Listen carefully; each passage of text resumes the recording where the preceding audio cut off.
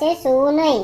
અને ત્યારબાદ તેઓ આજ્ઞા કરતા બોલ્યા હતા કે દર દશમે આ વાંચી જવું, ખાલી વાંચી જવું નહીં, પણ મહંત સ્વામી મહારાજ શું કહેવા માંગે છે તે વિચારવું.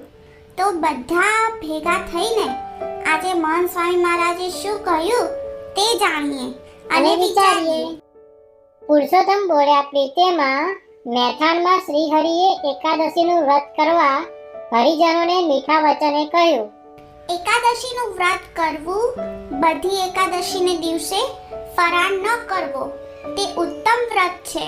તેમાં પણ દેવ કોડી, દેવ ઉઠી અને જળજીરની એ 3 એકાદશીએ ફરાહાર ન જ કરવો અને આખી રાત જાગરણ કરવું અને આનંદથી કથા કીર્તન કરવા, જેથી મહાપાતક નાશ પામે.